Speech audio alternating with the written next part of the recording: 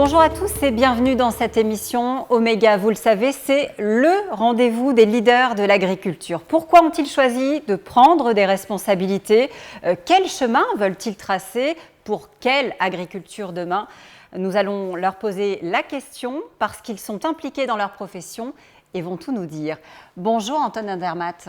Bonjour. Merci d'être avec nous. Vous êtes producteur de lait AOP Comté, secrétaire général de la FDSEA de Saône-et-Loire. À nos côtés également Jean-François Lacroix, bonjour. Bonjour. Vous êtes éleveur bovin, également secrétaire général de la FDSEA de Saône-et-Loire. Chantal Pelletier est avec nous, bonjour Chantal. Bonjour. Vous êtes agricultrice en polyculture élevage, vous êtes secrétaire général de la FDSEA de la Nièvre et avec nous également Luc Janin, bonjour. Bonjour. Vice-président de la Chambre d'agriculture de Saône-et-Loire. Vous êtes, vous, éleveur bovin également. Merci à tous les quatre d'être avec nous. J'ai peut-être envie de commencer tout simplement par vous demander, les uns les autres, quelle est la raison de votre engagement? Donc moi, c'est avant tout le lien important entre les agriculteurs et les consommateurs et la société. Je pense que c'est une base fondamentale. On a vu des séismes, notamment pour la crise de la vache folle, où il y a eu une incompréhension de ce qui pouvait se passer. Et je pense qu'il y a un travail énorme là-dessus pour se reparler et apprendre à se reconnaître, à se connaître. Pour moi, personnellement, comme je viens de la Suisse, j'étais arrivé en France. La première chose qu'un voisin m'a dit quand je me suis installé, est-ce que ça t'intéresserait de prendre le syndicat local? Et là, tout de suite, j'ai dit, je ne connais pas, est-ce que tu peux m'apprendre? Et puis c'est là que c'est vraiment né la vocation de responsable et puis s'appliquer au niveau local. Puis après, à fur et à mesure, je suis monté en grade. Et vous, Chantal, qu'est-ce qui a fait le déclic? Communiquer avec les consommateurs. Alors on a toute la partie vraiment axée sur l'alimentation, mais il ne faut pas oublier toute la partie un peu plus sociétale, la partie environnementale qui est vraiment aujourd'hui très importante. Et on voit que sur ces thèmes, on a beaucoup à apporter sur le terrain à nos agriculteurs.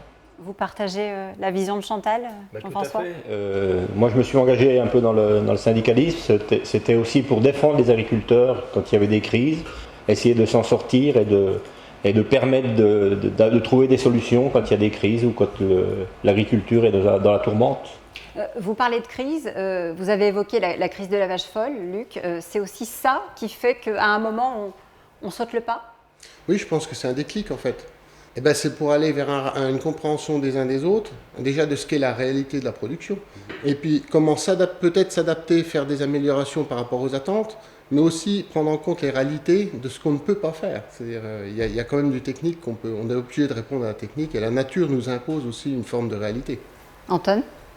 Oui, aujourd'hui, c'est surtout un deuxième point qu'il faut aborder aussi, c'est on est obligé de travailler avec tout le monde et puis surtout, on n'a plus le droit de se cacher. En agricole, aujourd'hui, il faut faire en sorte qu'on travaille avec la société, avec le consommateur. Pas se cacher, donc être transparent, parce que c'est aussi ce qui attend finalement la société de vous, agriculteurs, cette fameuse transparence. C'est un vrai défi en ce moment, Chantal, non? Parce que on sent ce besoin d'aller vers les agriculteurs.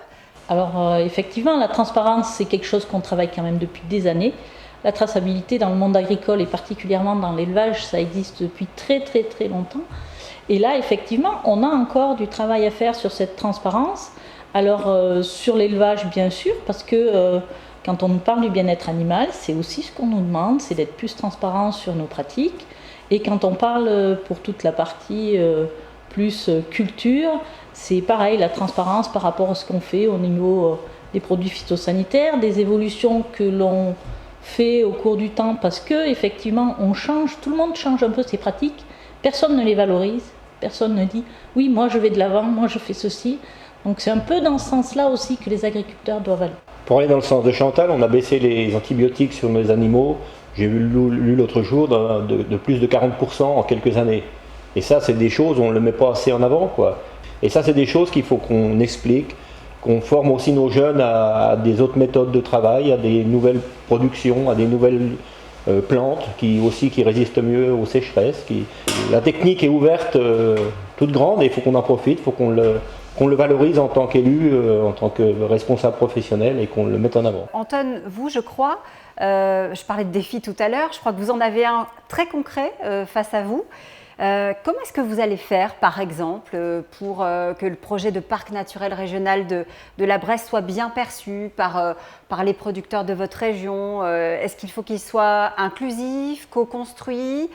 Justement, c'est ça que c'était lancé par notre député à l'époque, il y a 2 ans et demi.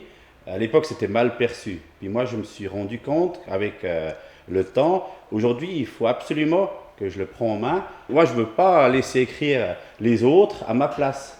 C'est ça qui m'implique aujourd'hui. Et en co-écrivant finalement ce projet, vous allez arriver à fédérer, arriver à avoir l'adhésion des autres? C'est comme toujours, hein, mais moi, je dis, on va travailler avec la plupart des gens qui sont déjà pour. Comme ça va mieux aller. De toute façon, on n'aura jamais 100%, mais ça dans aucun projet. C'est vrai qu'avec cet exemple, Jean-François, on est finalement au cœur de ce que vous avez en tête, hein, c'est-à-dire la communication. Comment est-ce qu'on fait pour communiquer, pour faire savoir? Quels sont les leviers que vous avez imaginés justement pour faire que tout le monde arrive à dialoguer? Nous, sur notre communauté de communes, la région en lien avec la Chambre d'agriculture, ils ont proposé de faire un audit 360 degrés. Et donc la Chambre d'agriculture, le syndicaliste, on est partie prenante. Et donc ça remet du dialogue entre les élus du territoire et les élus agricoles. Et ça nous permet aussi d'ouvrir des chantiers sur la restauration locale, sur le territoire. Il faut ouvrir un peu, au départ on va mettre des groupes en place et ensuite on va essayer d'ouvrir le plus largement possible pour pouvoir impliquer le maximum d'entreprises, parce qu'on a aussi une industrie qui est sur notre territoire. On a un tissu local aussi de commerçants, de boulangers, de bouchers, avec qui il faut qu'on travaille aussi, qu'on fasse peut-être des contrats pour garantir un revenu sur nos produits. Et regardez déjà les projets qui sont sur le territoire, parce qu'il ne s'agit pas de recréer des choses qui sont déjà créées. On a peut-être des choses qui marchent et qu'il faut qu'on vulgarise à tout le monde et qu'on en parle et qu'on explique ça et qu'on le mette en mouvement. Ouais, c'est le sens du collectif. Comment faire quand les valeurs de votre collectif ne sont pas forcément en adéquation avec celles d'un autre collectif qui est peut-être en opposition? Luc Janin, c'est aussi la difficulté de la mission d'un leader? On regarde les points communs qu'on peut avoir sur un sujet et on commence d'avancer d'abord sur les points communs, c'est-à-dire sur les idées sur lesquelles on est d'accord, pour après progresser tous ensemble. Et là, on peut aussi trouver des solutions en disant mais nous, finalement, si on explique déjà ce qu'on fait et les points communs avec les autres, on a une base de travail pour avancer ensemble.